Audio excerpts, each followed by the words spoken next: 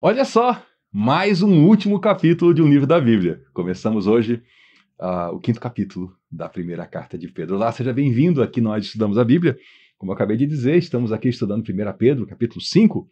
Já estudamos um bocado de coisa, uma carta muito densa e muitíssimo interessante.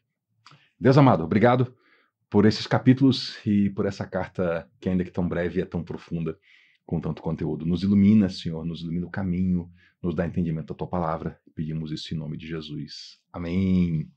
Então, pessoal, estamos aqui, capítulo 5 de 1 Pedro. Pedro começa com portanto. Eu sempre falo para vocês, começa com portanto, tem que ver o que vem antes, para a gente entender aqui o contexto, né? Ele está falando do quê? Ele está falando do sofrimento. O sofrimento de acordo com a vontade de Deus, o sofrimento por ser cristão e não por ser alguém que faz o mal. Portanto, aí sim a gente entendeu o contexto, né?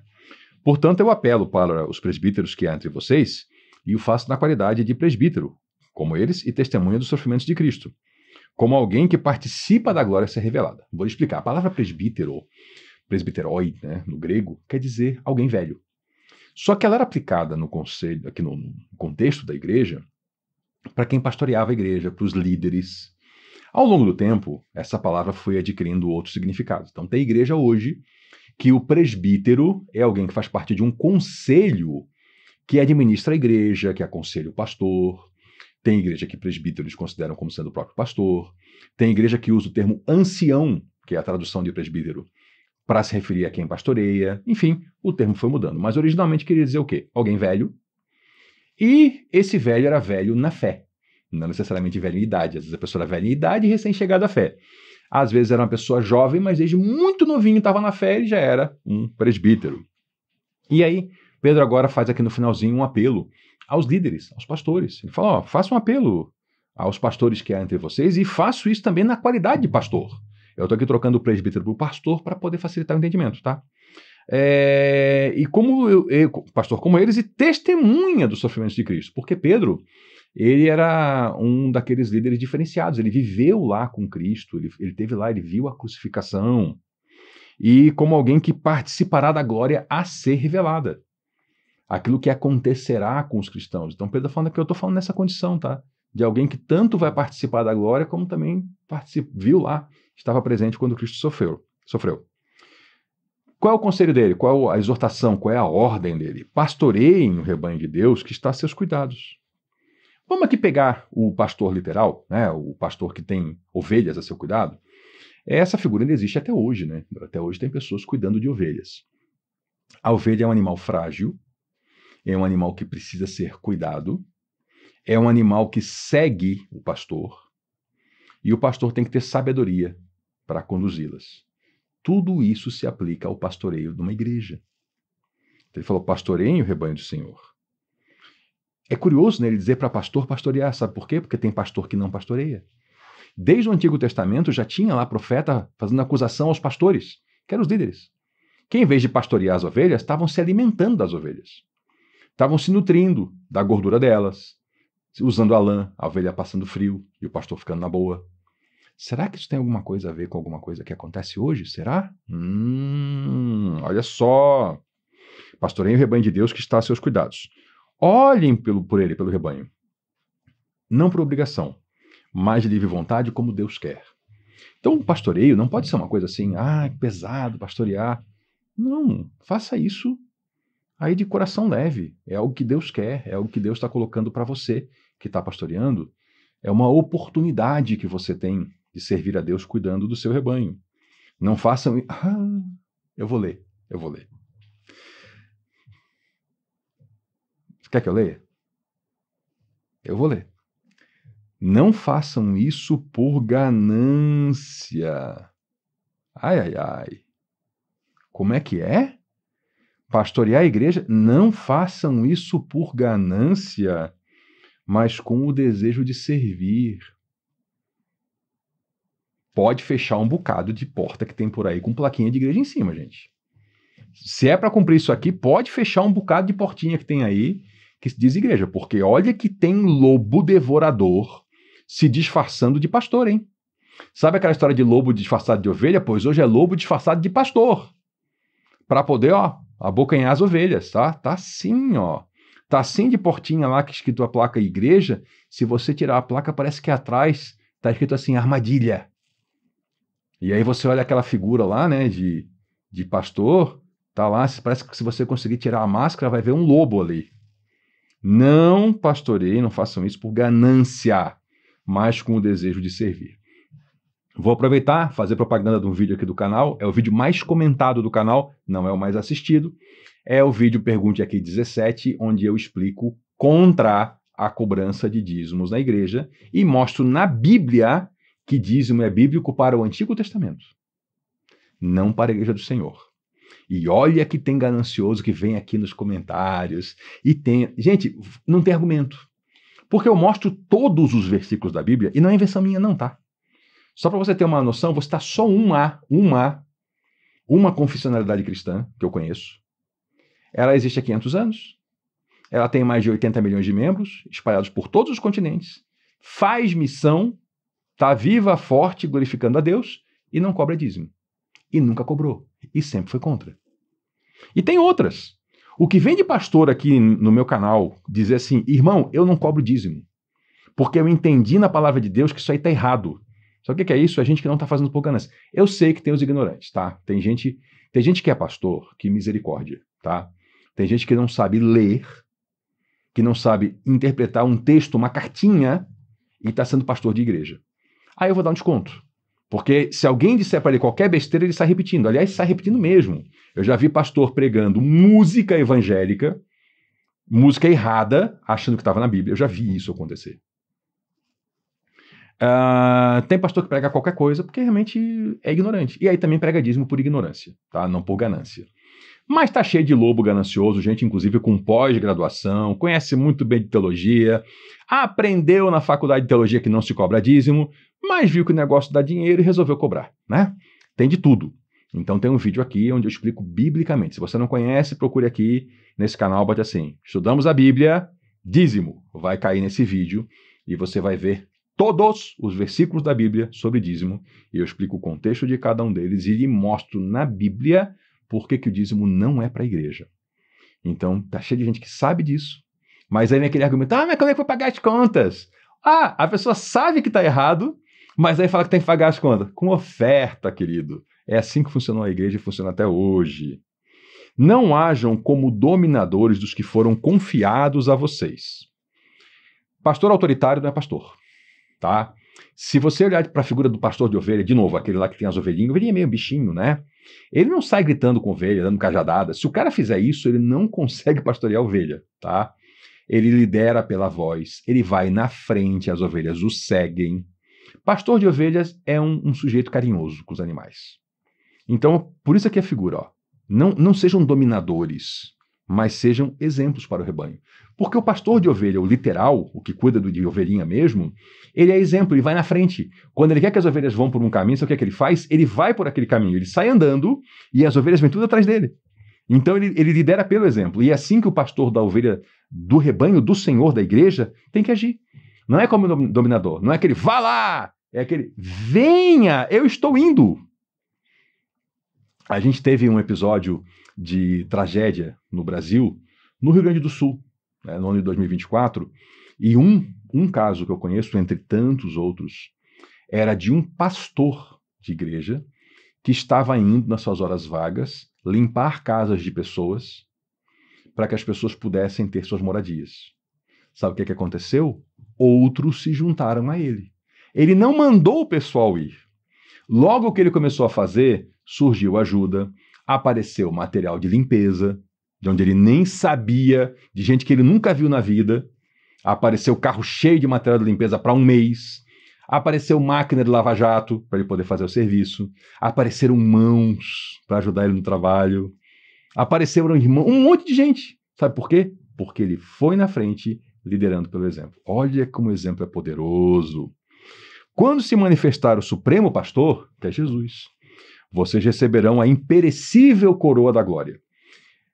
Nessa cultura aqui, o pessoal entendia muito bem essa ideia de coroa, porque nos esportes, nos jogos, o pessoal fazia uma coroa feita de planta, Tinha coroa feita de louro, feita de outros materiais, e ela logo, assim, só era legal no dia, né? A pessoa ganhava uma competição, botava a coroa na cabeça dela, no dia seguinte estava murcho já, então já pereceu. Ele fala que, quando se manifestar o Supremo Pastor, vocês vão receber a imperecível coroa da glória. Coroa, significado de vitória, né? Só que a da glória não perece, ou seja, o que nós vamos receber em Cristo não vai perecer. O que os pastores vão receber em Cristo não vai perecer. Da mesma forma, jovens, sujeitem-se aos presbíteros, ou aos mais velhos. Já que presbítero quer dizer mais velho, aqui tem duplo significado, tá? Sujeitem-se aos que são líderes da igreja, mas também sujeitem-se às pessoas mais velhas. Sejam todos humildes uns para com os outros. Que interessante, né? A humildade aqui, depois a gente lê essa carta toda, onde Pedro fala, por exemplo, para um escravo, ele ser obediente a seu patrão. E Pedro não concorda com a escravidão, mas é um significado que de inteligência. Toda rebelião de escravo no Império Romano terminou com o escravo morto, torturado ou mutilado. Então Pedro fala, não apronta, obedece. Mas se tiver ocasião para poder ficar livre, quer dizer, se puder comprar liberdade, isso Paulo já dizia, né? O escravo obedece ao seu patrão, mas se você puder comprar liberdade, compra, porque é melhor ser livre do que ser escravo. Mas não se mete a ser rebelde que vai tomar na cabeça. Ele fala para a esposa obedecer ao marido. Só recapitulando, tá? Ele fala que o homem que trata mal a mulher, suas orações são, interrompidas, não tem oração. Essa que eu gosto, né? Então ele fala que sejam todos humildes uns para com os outros. Ele acabou de falar dos pastores. Então o pastor tem que ser humilde em relação à ovelha, o marido tem que ser humilde em relação à sua esposa também. O senhor que tem empregados na sua casa, porque cristão não é para ter escravo, né? Mas o senhor que tinha empregados era para ser humilde em relação aos empregados. Todos teriam humildade uns com os outros. Por quê? Aí ele vai fazer uma citação aqui de Provérbios 3. Porque Deus se opõe aos orgulhosos, mas dá graça aos humildes. Você é orgulhoso, você é soberbo, você se acha o tal. Vou dizer uma coisa, Deus se opõe a você, tá? E tem muito cristão assim. Tem cristão que não erra. Já viu isso? Já viu uma pessoa que passa pela vida e ela não tem o caráter e a decência de procurar um único ser humano que ela feriu, porque todos nós ferimos uns aos outros. E dizer assim, o que eu fiz com você foi errado? Já viu isso? Já viu o cristão que é soberbo, que que não erra? Tem cristão que se você for chamar ele para conversar, diz assim, poxa, você falou aquele negócio na reunião ali, não foi legal, pô, você citou meu nome. Tem cristão que vai terminar essa conversa se colocando na posição de vítima, como se você fosse o ofensor. Já viu isso acontecer? Sabe o que é isso? Orgulho. Isso é soberba. Deixa eu dizer uma coisa, se você tem essa atitude, a Bíblia está dizendo que Deus se opõe a você. Tá a fim de ter Deus como seu oponente? Não é legal. Não é uma boa. Mas Deus dá graça aos humildes. Sabe aquela pessoa que você maltratou na igreja? Que você, em vez de pedir perdão, você foi lá e pisou mais ainda para sair por cima, usando a sua autoridade, talvez a sua eloquência, a sua facilidade com a palavra? Pois é para aquela pessoa que Deus vai dar graça. E para você, Deus vai se opor a você. Porque Deus se opõe aos soberbos. Hoje tem um termo muito comum, que está sendo muito usado, que é o narcisista. Comentei em outro vídeo, né? A lenda de Narciso, uma lenda grega. A lenda diz que Narciso era um homem muito bonito, que todo mundo admirava. Um dia ele se olhou e viu o reflexo dele nas águas de um lago, se apaixonou por si mesmo, caiu na água e morreu afogado. O narcisista, ele morre afogado na própria imagem. Hoje está cheio de narcisista. Esse povo que acha realmente, que pensa muito de si mesmo. E tem cristão assim. Gente, cristão que não pede perdão não é cristão. Cristão que passa pela vida sem ter arrependimentos, sem expressar arrependimentos. Aliás, não precisa nem ser cristão, né, gente? Qualquer ser humano minimamente razoável que aprontar com alguém, que maltratar, vai chegar uma hora que essa pessoa vai botar a mão na consciência e vai dizer, meu Deus do céu, não dá, eu não consigo conviver comigo mesmo. Pega lá um telefone, manda uma mensagem, fala, foi mal aí. Mas cristão é melhor, cristão vai lá e pede perdão, assume o pecado. Então, meus irmãos, se você que está me vendo, você é alguém que não pede perdão, está carregando nas suas costas um mochilão de maus tratos que você fez a outras pessoas, mas você sempre se estabeleceu e aí conseguiu com muita lógica e muita retórica provar que você tinha razão, mas você sabe que não tinha. Deus se opõe a você, mas dá graça aos outros, aos humildes. Então, se corrija, se arrependa, peça perdão a Deus e vai procurar quem você ofendeu. Vai lá oferecer o seu arrependimento. Vai restabelecer relacionamento. Vai ser humilde. Sabe por quê? Porque quando você for humilde, Deus também vai lhe dar graça. Portanto, humilhem-se debaixo da poderosa mão de Deus, para que ele os exalte no devido tempo.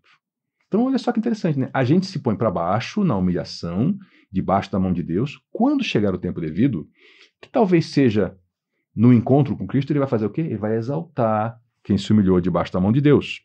Lancem sobre ele toda a sua ansiedade, porque ele tem cuidado de vocês. Está ansioso, meu irmão? Está preocupado? O dia de amanhã está tomando o seu coração. Você tem excesso de futuro? Sabe o que é excesso de futuro? É a pessoa que o tempo dela, a mente dela está toda lá na frente, mas preocupada. E como é que vai ser os boletos? E meu filho recém-nascido, como é que vai ser quando ele for grande? Esse mundo está virado do avesso. Está ansioso? O que está dizendo aqui na Bíblia? Lancem sobre Deus sua ansiedade. Vai conversar com Deus. Joga tudo para cima de Deus a sua ansiedade. Por quê? Porque ele tem cuidado de você. E vai cuidar também das suas emoções, tá? Mas despeja tudo. Vai conversar com Deus e joga tudo para cima dele. Senhor, eu estou preocupado com meu filho, eu estou preocupado com a minha sogra, com o cachorro do vizinho, com o governo, com o futuro, com a bomba atômica, com o ET. Fala tudo com Deus. Lança tudo sobre ele, porque ele tem cuidado de você. Estejam alertas e vigiem. De novo, né? De novo. Pedro já falou aqui, né? Ele falou lá, a gente já viu isso anteriormente. Nós vimos lá no capítulo 4, agora ele volta. Estejam alertas e vigiem. É o que Jesus falou para ele. Vigiem e orem. Vigiem e orem. Estejam alertas e vigiem. Sabe por quê? Porque o diabo, que é o inimigo de vocês, ele anda ao redor como um leão, rugindo e procurando quem possa devorar. Aqui tem uma interpretação meio tortinha que o pessoal faz. Ah, Jesus é o leão e o diabo é como o leão. Gente, não é isso que o texto está dizendo, tá? Está dizendo o quê? Que ele está tendo uma atitude similar à de um leão que está ao redor rugindo para devorar. Tá? Por quê? Porque às vezes a mesma figura, o mesmo objeto é usado em figuras de linguagem diferentes na Bíblia. Então Jesus sim é o leão da tribo de Judá, mas eu tenho certeza que você não ia querer estar caminhando na savana africana e se deparar com o leão, porque o leão ia devorar você, né? Então não adianta na hora de você dizer assim, mas Jesus é o leão da tribo de Judá, mas aquele ali é um leão carnívoro que vai devorar você. É isso que ele está falando. O diabo ele faz de maneira similar a esse leão que ronda um acampamento para devorar alguém. O diabo está rondando as pessoas, procurando quem possa devorar. E sabe como é que a gente vence? Resistindo. Tem um outro verso da Bíblia que fala que se a gente resiste ao diabo, ele foge. Então a gente não vai, eu vou confrontar, eu vou enfrentar, eu vou fazer... Não, a gente resiste. Uma vez eu vi um pessoal estranho, para dizer o mínimo, o sujeito falando que a gente tinha que andar pelo bairro e repreendendo o demônio, tinha que achar onde é que estava o trono desse demônio, o trono daquele e tal, tal. Não é o que a Bíblia diz. Ela fala o quê? Resistam. Está sendo tentado a pecar? Resiste. Resiste ao diabo, é assim que a gente vence. Permanecendo firmes na fé. Viu? Resiste, permanecendo firme na fé. Sabendo que os irmãos que vocês têm em todo o mundo estão passando pelos mesmos sofrimentos. Você está sofrendo, meu irmão? Você está sendo aviltado, afrontado, tentado? Todos os cristãos no mundo todo, hoje e no passado, passaram por isso também. Então se alegre e se fortaleça, sabendo que o Senhor Deus é Senhor sobre todos eles e sobre todos nós. O Deus de toda a graça, que os chamou para a sua glória eterna, Deus é que nos chamou, vamos lembrar disso. Glória eterna em Cristo Jesus. Depois de terem sofrido por pouco tempo, porque a existência humana é curta. Depois disso, ele os restaurará. Gente, o nosso foco, a nossa esperança não é para essa vida não, tá? Esse pessoal que fica prometendo aí mundos e fundos para essa vida são promessas vãs, são falsos profetas. Ainda que exista vida boa nessa terra, o que nós somos chamados é para uma vida na eternidade com o Senhor. Então ele vai nos restaurar e os confirmará e os fortalecerá e os porá sobre firmes alicerces. Essa vida tem dureza? Você sim pode experimentar nessa vida ainda muita coisa boa, mas tem gente que termina essa vida sendo assassinado por causa do evangelho. E se a nossa esperança fosse só para essa vida, ficava ruim. Não, mas tem a eternidade. O Senhor vai fazer tudo isso aqui. Restaurar, confirmar, fortalecer, colocar sobre firmes alicerces.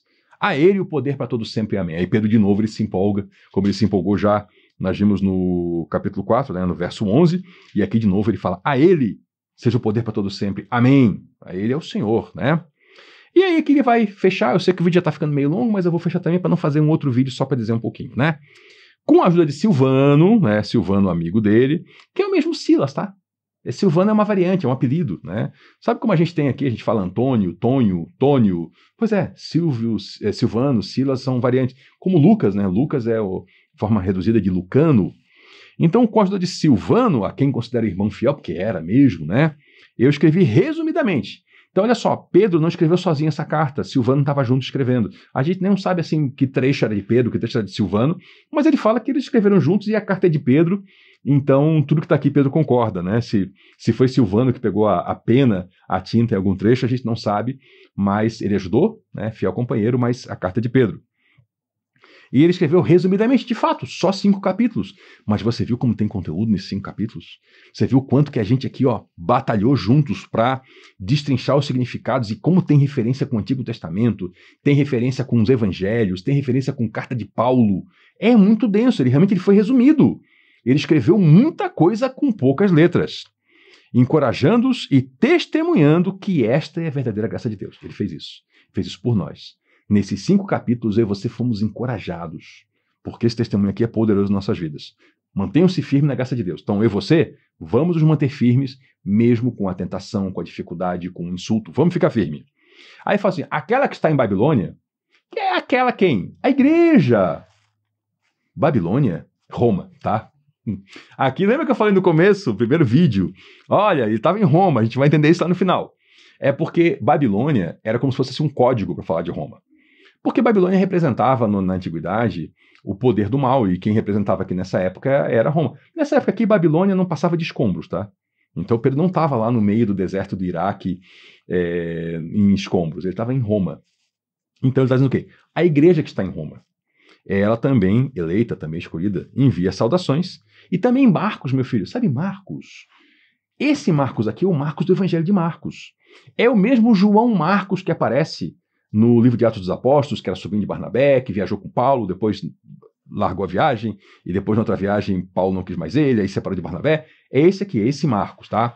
Se você não viu ainda, eu convido você, veja aqui no canal a playlist do Evangelho de Marcos. Eu lhe explico a relação de Marcos com Pedro, como Pedro foi a fonte oficial de Marcos para escrever aquele evangelho. É bem interessante, tá? Também Marcos, meu filho, saúdem uns aos outros com o beijo de santo amor, que depois teve que ser suspensa essa prática na igreja por causa dos safados que ficavam se aproveitando das irmãs, que era um costume, o beijo santo entre os irmãos. Mas a safadeza humana está aí, né? E aí hoje não é mais feito essa saudação do beijo, ainda que seja cultural no Brasil o beijo, até para pessoas que não são da igreja, mas como um rito cristão, isso aqui a igreja parou. E parou por causa dos safados, que ficavam se aproveitando para dar ali, fazer coisas impróprias, né? Dar em cima das irmãs, se insinuar, enfim, fazer todo tipo de maldade sexual. Aí cortaram. Mas hoje vamos fazer assim, vamos fazer uma coisa diferente. Cumprimenta todo mundo. Cumprimenta todo mundo com amor, com respeito, com paz. Paz a todos vocês que estão em Cristo. E assim encerramos esse capítulo. Você que queria ver o estudo está encerrado, já estou aqui com mais de 20 minutos de conversa, mas eu vou fazer aquele encerramento que eu sempre faço, que quem está aqui no canal sempre acompanhando já sabe. Se você queria ver só o estudo, acabou, obrigado pela sua companhia, volte na próxima, mas você aguenta aqui, eu quero dizer uma coisa para você que está acompanhando esse estudo da Carta de Pedro.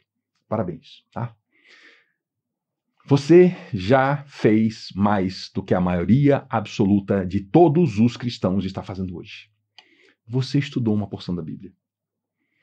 Se você é daquele grupo de pessoas que aqui no canal já estudou comigo o Evangelho de Mateus inteiro, depois nós fomos para o Evangelho de João. Eu pulo a ordem, tá? Então, tem o pessoal que veio desde lá do começo, né? Fez Mateus, depois fez João. Aí depois nós fomos para Marcos, depois fomos para Lucas e Atos. Quem chegou depois fez Mateus, Marcos, Lucas, João e Atos. Se você é desses que fez esses 5 livros históricos do Novo Testamento, depois você fez comigo o estudo de Gálatas. Depois você fez comigo o estudo de Romanos. Depois você estudou comigo a primeira carta de Paulo aos Coríntios. E agora você concluiu a primeira carta de Pedro. Olha, alegre-se no Senhor, porque você já fez uma jornada fantástica. Parabéns a você. Se você está chegando agora, é seu primeiro vídeo, é seu primeiro livro, isso aqui é um incentivo para você. Volte aqui, tá todas as playlists no canal, aqui embaixo nesse vídeo mesmo, na descrição tem todas as playlists. Tem um videozinho, que é o primeiro vídeo que aparece aqui na descrição, como usar esse canal para estudar a Bíblia, né? Na tela final agora vai aparecer aqui em cima, tá? Clica aqui. E aí você vai poder ver todo o conteúdo. Mas você que já fez isso, parabéns. Parabéns e obrigado. Obrigado pela companhia. É muito legal ter vocês aqui. Os comentários são maravilhosos, eu adoro a seção comentário desse canal, me enriquece muito. Aí daí, por causa do comentário, surgiu Pergunte Aqui, né, onde eu vou responder suas perguntas, ou vou tentar pelo menos, ou vou dizer que não sei responder. Mas olha, que legal essa convivência que o canal me deu com vocês. Como é legal, eu posso dizer assim, quase que eu conheço algumas pessoas, de tanto que elas comentam aqui. Tem gente que comentou literalmente em todos os vídeos que eu já publiquei. Isso é incrível. Pessoas que comentaram em todos os vídeos, assistiram todos os vídeos e comentaram. Fantástico isso. Mas você que chegou aqui comigo, obrigado pela companhia, viu?